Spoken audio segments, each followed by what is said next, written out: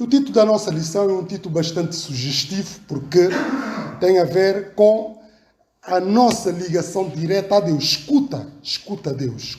E a questão que nos interpela é como é que nós podemos escutar a Deus? Como é que nós podemos, enfim, ouvir a Deus? Nós, para escutarmos Deus, temos que ter, enfim, alguma familiaridade. E esta familiaridade é o vínculo que estamos associados, porque nós somos filhos de Deus, e em consequência desta linha, desta ligação filial, nós também podemos ter, enfim, conexão, ligação e relacionamento com este nosso Deus. Quando uma pessoa, quando um cristão, quando um crente, quando um filho de Deus não vive de acordo com a palavra de Deus, ele está a ofender a lei de Deus. Ele está a viver na marginalidade. Ele está a viver na criminalidade. E este crime aqui é crime que, do ponto de vista abstrato, o autor fala, mas depois vai especificar alguns desses crimes. O povo de Judá cometeu crimes e mais crime. Não é só um. Enfim, uma cadeia de crimes que vai desdobrando em muitas outras ofensas e por aí fora. E o povo de Deus, os cristãos, são chamados a terem uma atenção muito particular por aquelas pessoas que são mais pobres, as pessoas que estão destituídos dos confortos da vida.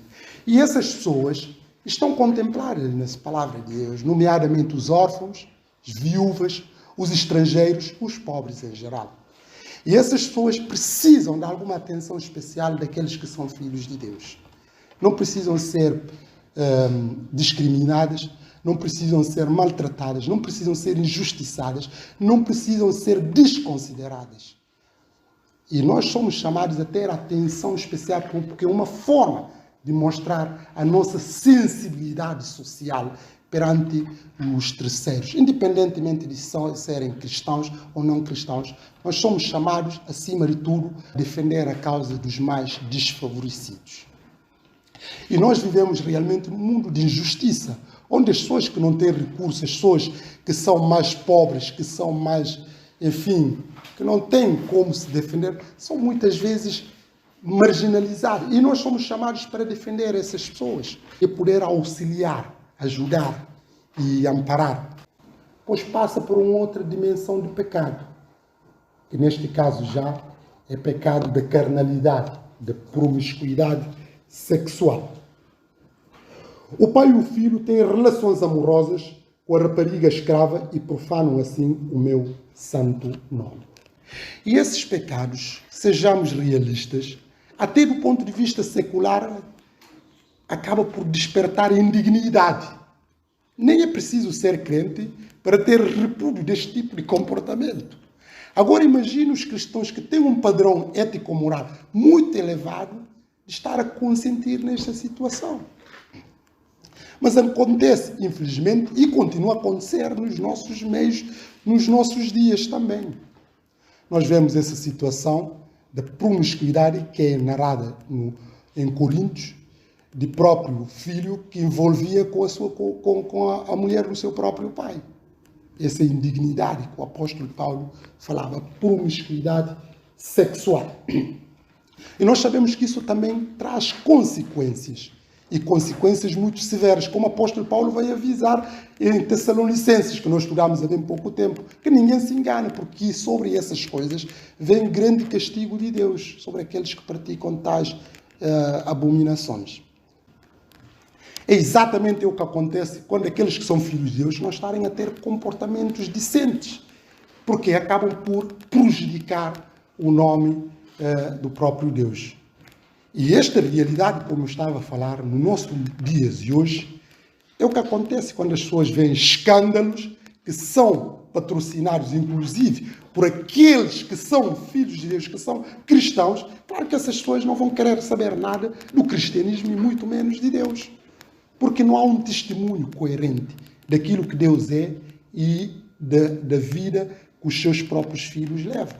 Tanto a promiscuidade sexual, a corrupção financeira e heresias doutrinárias, a conduta incongruente e por aí fora.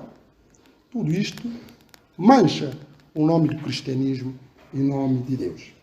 Mas o versículo 12 diz: mas vocês obrigam os nazireus a beberem o vinho e dão ordem aos profetas para não profetizarem. Pensou como é que eles ficaram até anti-Deus.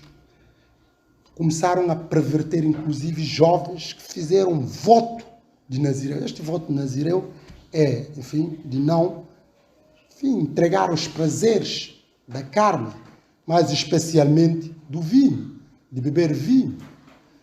E também privar-se de cortar o cabelo. Mas, sobretudo, a ter uma conduta espiritual de austeridade, de saber preservar, de saber resguardar-se, de não deixar contaminar com o mundo, mais ou menos, de ser diferente, de marcar uma postura diferente. Esses jovens eram chamados para serem diferentes, para fazerem diferença, para não se contaminar, para não viver de vida de promiscuidade e também de corrupção e de materialismo e por aí fora. Mas esses mesmo povo de Deus, enfim, tentavam desviar esses mesmos jovens.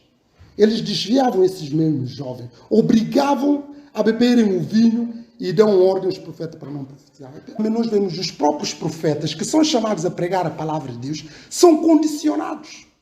Eles são condicionados, são proibidos de profetizar. E perguntar-me, mas como é que é possível um profeta ser condicionado e ser proibido de profetizar? Isso acontece sempre de cada dia. Tanto naquela altura como hoje.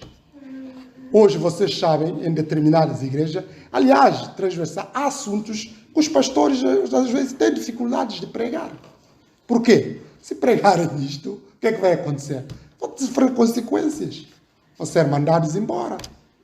A questão que nós falamos hoje, por exemplo, questões temáticas do divórcio, a promiscuidade sexual e temáticas que têm a ver com a vida mais santificada, há muitos círculos já que isso não se pode fazer.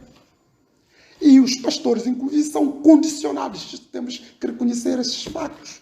Alguns até dizem que o pastor está ali a dar-me indiretas no púlpito e por aí fora.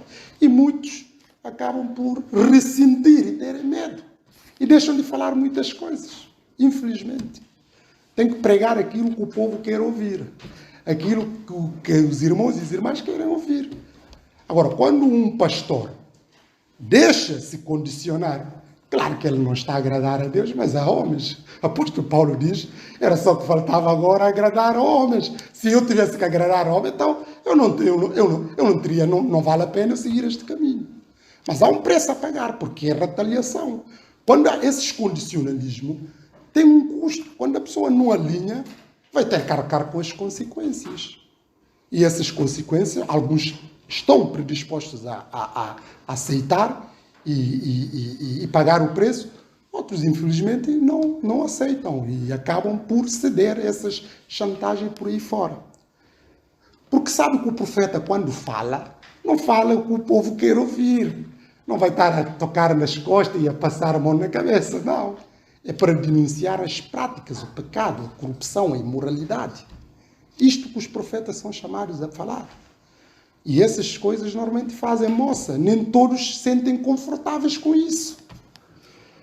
Mas nós vemos aqui que eles condicionavam isso de uma forma claramente. Obrigavam os nazireus a beberem vinho e dão ordem aos profetas para não profetizarem.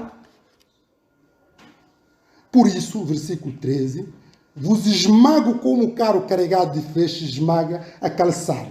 Ou seja, tudo isto vai haver consequência. Essa consequência é um esmagamento que eles vão ser objetos.